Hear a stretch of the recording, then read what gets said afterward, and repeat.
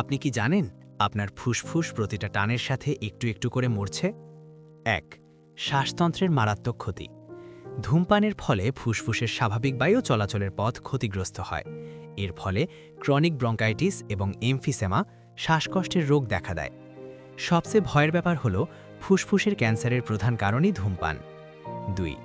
হৃদরোগ ও স্ট্রোকের ঝুঁকি। তামাকের বিষাক্ত পদার্থ রক্তনালীকে সংকীর্ণ ও শক্ত করে ফেলে। এতে রক্তচাপ বেড়ে যায় এবং রক্ত জমাট বাঁধার সম্ভাবনা তৈরি হয়, যা সরাসরি হার্ট অ্যাটাক এবং ব্রেন স্ট্রোকের দিকে ঠেলে দেয়। ৩. ক্যান্সারের বিস্তার। কেবল ফুসফুস নয়, ধূমপান মুখগহ্বর, গলা, খাদ্যনালী, পাকস্থলী, লিভার ও কিডনির ক্যান্সারের ঝুঁকি বহুগুণ বাড়িয়ে দেয়। ৪. শারীরিক বাহ্যিক পরিবর্তন। ত্বক, অকাল বার্ধক্য বা চামড়া কুঁচকে যাওয়া। দাঁতে হলদেটে দাগ এবং মাড়ির রোগ। গন্ধ, নিঃশ্বাস ও পোশাকে দুর্গন্ধ তৈরি হওয়া। ৫. প্রজনন ক্ষমতা হ্রাস।